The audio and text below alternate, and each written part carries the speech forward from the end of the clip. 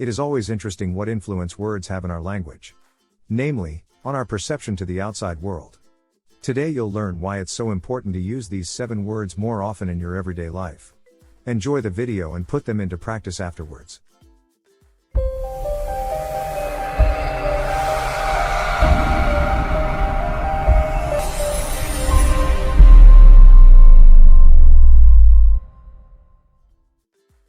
Welcome to MindSword, glad to have you back. Today's video is about single words. A very exciting topic when you consider that they can steer the course of a conversation in your desired direction. However, it is not about that you persist on these words from now on. No, but simply that you choose your words more consciously after the video, because then you know how you affect your counterpart with words alone, but also with body language. And, how you have a huge impact on your life with your communication. The first word you should use more often is the word, gladly. The word gladly is, simply put, the butter of our language. A flavor enhancer. Depending on the situation, clear and direct language is often more appropriate. You can still use the word gladly, more often, because it brings a certain warmth to your communication. Instead of just saying, yes, I can do that, or yes, I will do that, you say, yes, I gladly can do that, or I gladly will do that. The second word you should use more often is the word thanks or thank you.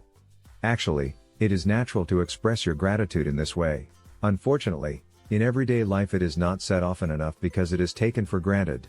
The reasons can also be that we don't think about it, or we don't dare, or we assume that the other person knows that we are grateful to them. But that's not how it is, most of the time.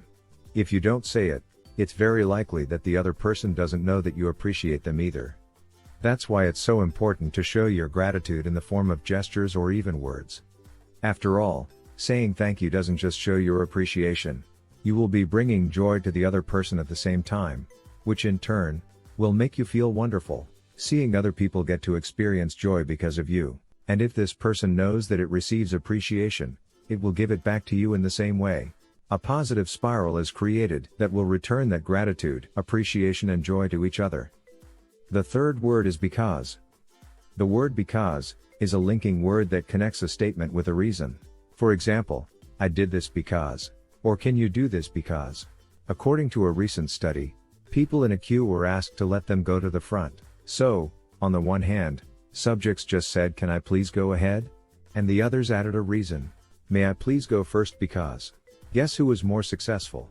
Yes, the people with justification were led ahead more often than those who just made the request. So the rationale is much more persuasive and therefore very important in getting what you want. Fourth, the other person's key word. Once in the conversation, pay attention to what words it uses frequently. For example, do you often hear the word awesome? An awesome ride? An awesome motorcycle? Then this word has a special meaning for the person. If you say, as in the example, that your day was also good, it is a much better day from the point of view of your conversation partner than if you would describe the day with the word super. Use the words of your counterpart every now and then and they will automatically find you more likable. In psychology, this technique, which you can also use in body language, is called rapport building. It builds an atmosphere of trust and is therefore a basic requirement for successful communication. If you are still there, please give the video a like and subscribe to the channel to push the algo. This helps us enormously to make more informal videos for you. The next is not a word, but rather a phrase. It's about showing understanding, so phrases like, I understand you, or I can very well understand how you feel.